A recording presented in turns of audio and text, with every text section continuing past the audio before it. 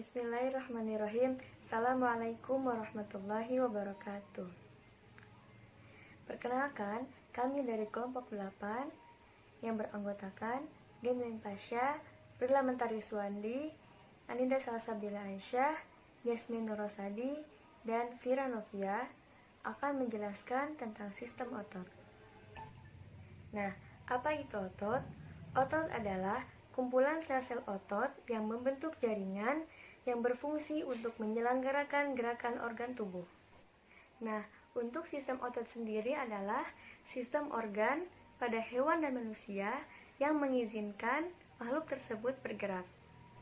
Otot diklasifikasikan menjadi 3 jenis. Yang pertama, otot polos, otot lurik, dan otot jantung. Nah, berikut adalah ciri-ciri otot polos. Yang pertama adalah selnya berbentuk gelondong, yang kedua gerakannya lambat dan tidak cepat lelah, dan yang terakhir bekerja di luar kesadaran. Nah, selanjutnya adalah ciri-ciri otot lurik. Yang pertama, selnya berbentuk silindris dengan garis gelap terang, seperti di situ. Nah, yang kedua bekerja secara sadar, dan yang terakhir gerakannya cepat dan mudah lelah, serta melekat pada rangka. Otot jantung sering juga disebut dengan miokardium. Mio adalah otot, kardium adalah jantung. Otot jantung adalah gabungan dari otot polos dan otot lurik yang berbentuk silindris dan memiliki garis terang dan gelap. Selain itu, otot jantung bertugas untuk memompa darah ke jantung. Juga adalah otot yang terkuat karena otot jantung bekerja tanpa henti terus-menerus. Jika otot jantung berhenti, maka sistem peredaran darah juga akan berhenti, dan disitulah terjadi kematian. Selanjutnya adalah ciri-ciri dari otot jantung adalah sebagai berikut. 1. Bentuknya memanjang, silindris, dan bercabang. Yang kedua, terdapat inti sel yang banyak dan inti selnya terdapat di tengah. Yang ketiga adalah hanya terdapat di jantung, dan otot ini bekerja secara di luar kesadaran. Untuk selanjutnya adalah bagian-bagian otot. Yang pertama adalah sarkolema. Sarkolema adalah membran yang melapisi suatu sel otot yang fungsinya sebagai pelapis otot. Yang kedua, sarkoplasma. Sarkoplasma adalah cairan sel otot yang fungsinya untuk tempat di mana miofibril dan miofilamen berada. Yang ketiga adalah miofibril. Miofibril merupakan serat-serat pada otot. Yang terakhir adalah miofilamen. Miofilamen adalah benang-benang filamen halus yang berasal dari miofibril. Miofilamen dibagi menjadi 2, yaitu miofilamen homogen dan miofilamen heterogen. Miofilamen homogen adalah terdapat pada otot polos, dan miofilamen heterogen terdapat pada otot jantung, otot kardiak, otot rangka, atau otot lurik. Sifat-sifat otot adalah sebagai berikut. 1. Memiliki kemampuan untuk berkontraksi dan berelaksasi. 2. Elastisitas dan kekenyalan. 3. Kepekaan terhadap rangsangan dan iritabilitas. 4. Dapat mengalami kecapaian atau fatigue. Yang kelima, otot membesar atau hipertrofi. Yang selanjutnya adalah struktur otot pada hewan. Otot pada hewan vertebrata yang pertama adalah fiskes. Secara keseluruhan, otot bergaris pada tubuh ikan terdiri dari kumpalan blok otot atau urat daging. Tiap blok dinamakan dengan miotom. Pada saat embrio disebut dengan miomer. Selanjutnya adalah yang pertama adalah okolomotor yang terdapat pada mata dengan jumlah 4 pasang. Yang kedua adalah hipobrakial yang terdapat pada rahang, paring, hyoid, dan lekung insang yang berfungsi sebagai pengembang. Yang ketiga adalah otot brachiomerik yang terdapat pada rahang, muka, dan lekung insang yang berfungsi sebagai pengerut. Yang terakhir ada otot apendikular yang berfungsi untuk menggerakkan sirip. Yang kedua, reptil. Kadal dan buaya memiliki kekuatan pada rahang karena didukung oleh otot aduktor pada rahang. Otot aduktor yang utama adalah otot pterygoides.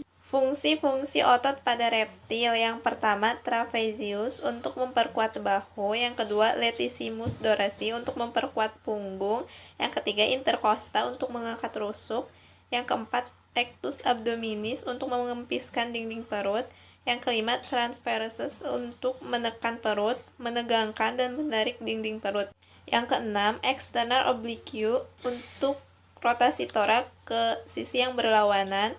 Yang ketujuh, internal oblique untuk rotasi torak ke sisi yang sama. Yang kedelapan, extensors untuk pergerakan pergelangan tangan. Yang ketiga, ada amfibi. Sistem otot pada amfibi masih metamerik seperti pada ikan, tetapi tampak tanda-tanda perbedaan.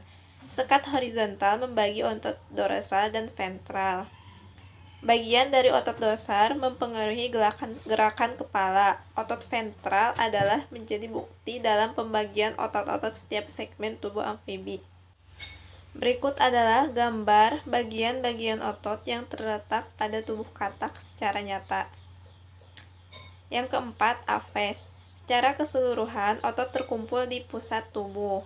Otot terbesar adalah otot dada atau pektoral. Supracoracoid adalah otot untuk mengangkat sayap. Otot lain yang berperan penting saat terbang adalah otot kulit. Mamalia adalah hewan yang menyusui. Salah satu ciri mamalia yaitu rongga tubuh terbagi atas dua bagian otot daging, melintang diafragma yang diliputi oleh peritoneum. Sulum rongga tubuh yang terbagi itu adalah cavum thoracalis bagian anterior yang berisi cor dan pulmo, dan cavum abdominalis bagian posterior yang berisi viscera lainnya. Selanjutnya, otot pada hewan invertebrata. Yang pertama, cacing pipih atau platyhelminthes. Serabut otot terbagi. Yang pertama, sirkular terdapat di bawah epidermis dan berkontraksi memanjangkan tubuhnya. Longitudinal yang berfungsi memperpendek tubuhnya, dan otot serong atau vertikal yang berfungsi untuk bergerak seperti membalik, melipat, dan merentangkan dirinya ke seluruh arah. Yang kedua, moluska. Sebagian otot besar, otot berupa otot halus dan otot lurik. Otot halus berfungsi untuk menutup cangkang pada saat istirahat, dan otot lurik yang berfungsi untuk menimbulkan gerakan berenang. Yang ketiga, arthropoda. Pada muskuler sangat kompleks ukuran maupun otot-otot tubuh yang banyak jumlahnya dan bersendi, dan otot melekat pada permukaan dalam rangka luar. Yang keempat itu ada bivalvia. Bivalvia atau kerang memiliki dua macam tipe otot, yaitu yang pertama otot lurik yang dapat berkontraksi dengan cepat yang memungkinkan kerang dan mengatupkan cangkangnya dengan cepat bila ada gangguan. Yang kedua, otot polos yang mampu melakukan kontraksi dengan lambat dan berlangsung lama. Kini diketahui bahwa otot retraktor, otot penutup cangkang, memanfaatkan hanya sedikit energi metabolik dan membutuhkan sedikit impul untuk melaksanakan aktivitasnya. Yang kedua, serangga. Otot terbang pada serangga berlawanan dengan otot pada bivalvia. Sayap pada beberapa jenis lalat kecil dapat bergerak dengan frekuensi lebih dari 100.000 kali tiap detik. Otot pada sayap disebut otot fibrilar. Otot itu tidak langsung melekat pada sayap, melainkan pada dinding toraks. Serabut otot vertikal yang berkontraksi menyebabkan otot toraks turun berkat adanya titik tumpu yang dibentuk oleh dinding lateral toraks, sehingga menyebabkan sayap bergerak ke atas. Ketika berkontraksi akan memperpendek Toraks pada arah antero-posterior. Ini akan meninggikan toraks dan menurunkan sayap. Nah, selanjutnya ada gangguan dari sistem gerak otot. Yang pertama ada kejang otot. Kejang otot ini terjadi apabila otot terus-menerus melakukan aktivitas yang berat sampai akhirnya tidak mampu lagi berkontraksi karena kehabisan energi. Nah, kejang otot ini bisa disebabkan juga karena kurangnya pemanasan ketika akan melakukan aktivitas, khususnya aktivitas fisik ya seperti olahraga. Kemudian disebabkan karena otot yang kelelahan dan bisa saja karena dehidrasi. Selanjutnya tetanus. Tetanus ini adalah penyakit yaitu ketika otot terus-menerus mengalami ketegangan karena infeksi bakteri Clostridium tetani yang menghasilkan toksin. Tetanus ini menyebabkan kontraksi otot yang menyakitkan, terutama pada rahang dan leher. Hal ini dapat mengganggu kemampuan untuk bernapas dan akhirnya dapat menyebabkan kematian. Dan hati-hati juga karena penyakit tetanus ini bersifat menular. Selanjutnya ada atrofi atau miastema gravis, yaitu keadaan otot mengecil sehingga menghilangkan kemampuan otot untuk berkontraksi. Hal ini menyebabkan otot mengalami kelumpuhan. Selanjutnya ada supertrofi, yaitu volume otot membesar karena otot setiap hari dilatih secara berlebihan.